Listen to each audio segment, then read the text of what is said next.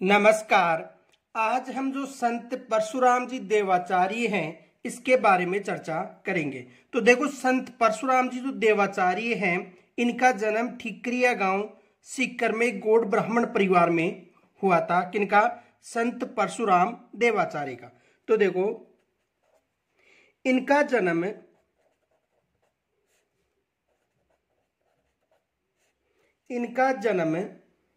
ठिकरिया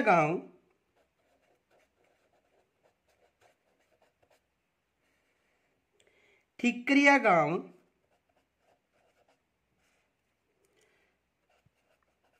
सीकर में गौड़ ब्राह्मण परिवार में हुआ था। में गौड़ ब्राह्मण परिवार में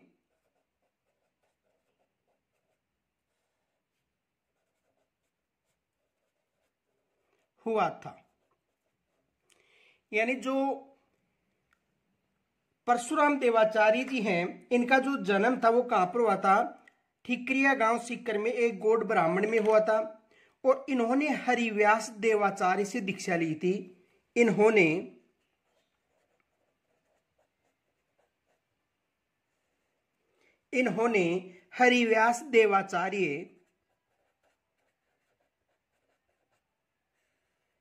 हरिव्यास देवाचार्य से दीक्षा ली थी। किनसे दीक्षा ली थी? इन्होंने जो हरिव्यास देवाचार्य है उनसे शिक्षा ली थी। मथुरा के नारद टीले पर तप और भजन किया था।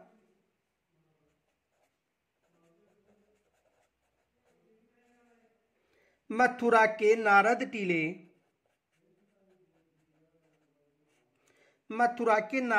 पर तप व भजन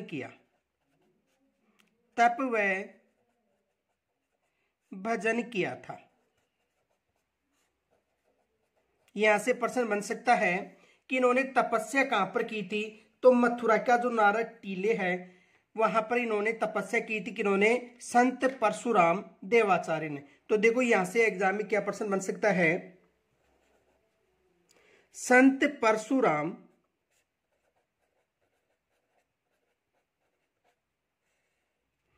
देवाचार्य ने कहां पर तपस्या की थी?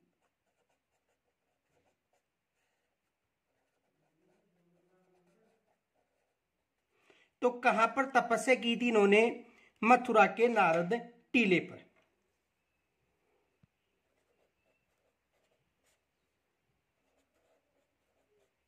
नारद टीले पर जो कहां पर है? मथुरा में। ये याद रखना, नारद टीला कहां पर है? मथुरा में। इनके अलावा देखो, वे अजमेर जिले के किशनगढ़ के पास जो सलेमाबाद है वहां पर आए और वहीं अखिल भारतीय निम्बाकाचार्य पीठ की स्थापना की थी। तो वे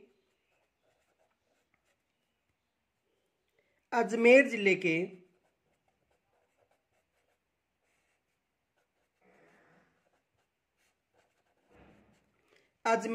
के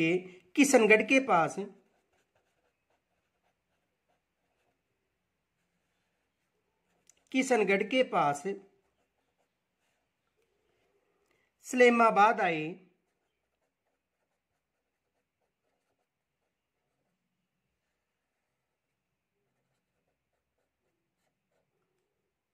और वहां पर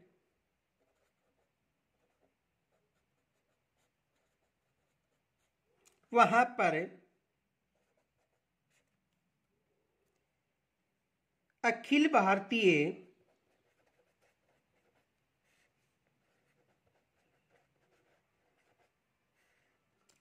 भारतीय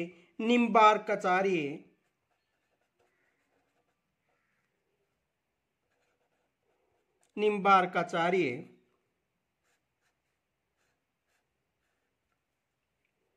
पीठ की स्थापना की।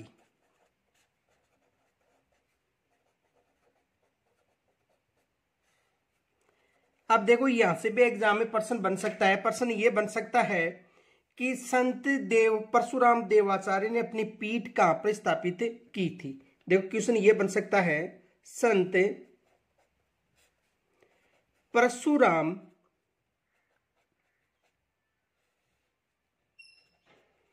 देवाचार्य ने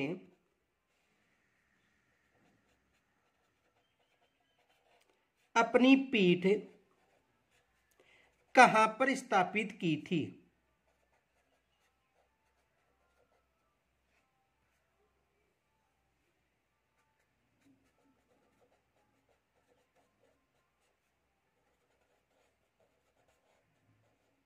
तो कहां पर स्थापित की थी? इन्होंने अपनी जो पीठ है वो सलेमाबाद में स्थापित की थी। कहां पर स्थापित की थी? सलेमाबाद में।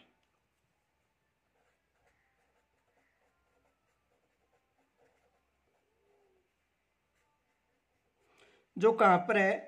अजमेर में।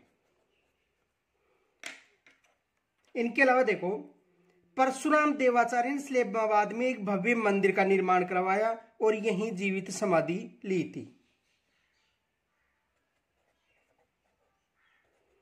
परशुराम देवाचार्य ने सलेमाबाद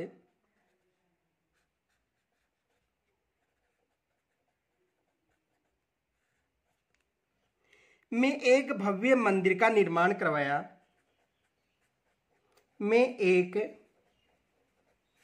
भव्य मंदिर का निर्माण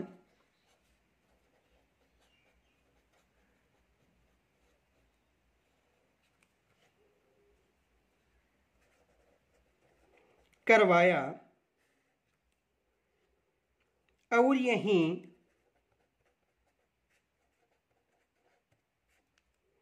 जीवित समाधि ली।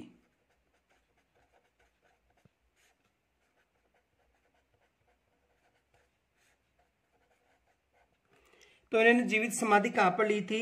ये भी एग्जाम में प्रश्न बन सकता है। देखो प्रश्न ये बन सकता है,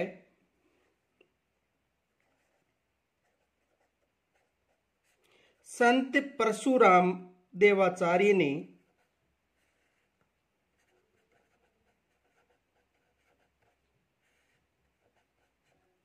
जीवित समाधि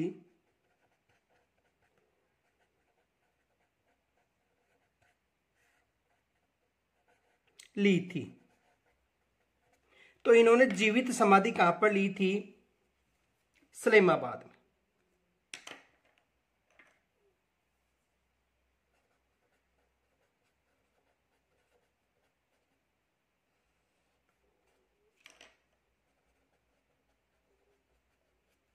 जीवित समाधि कहां पर ली थी? सलेमाबाद में। इनके अलावा देखो सलेमाबाद में इनके चरण पादुकाओं की पूजा की जाती है।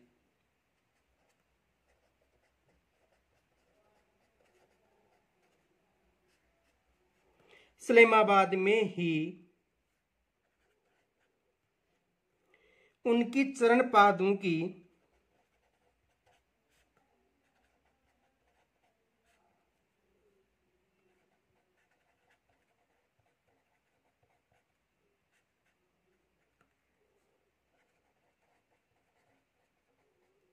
पूजा की जाती है।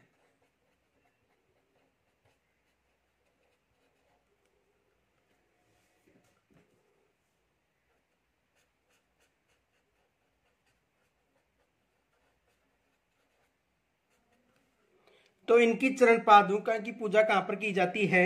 सलेमाबाद में ही। तो देखो आज हम जो संत परशुराम जी देवाचार्य जी के बारे में चर्चा की, और कल हम जो संत हैं संत कृष्णदास पेहारी उनके बारे में चर्चा करेंगे, और उसके बाद में एक संत और शेष रहेगा संत मावजी, उसके बाद में चर्चा करेंगे, और हमारा जो संतों का टॉपिक है वो क्लियर हो जाएगा। तो यहां तक यदि कोई समस्या हो तो मुझे कमेंट्स के द्वारा जरूर बताना। इनके अलावा यदि आपको पीडीएफ चाहिए तो इस नंबर पर आप संपर्क कर सकते हैं 9950 3892 86 नंबर। तो आप इस नंबर पर मैसेज करके PDF प्राप्त कर सकते हैं। तो कल हम फिर नए संत के साथ मिलेंगे, तब तक के लिए नमस्कार।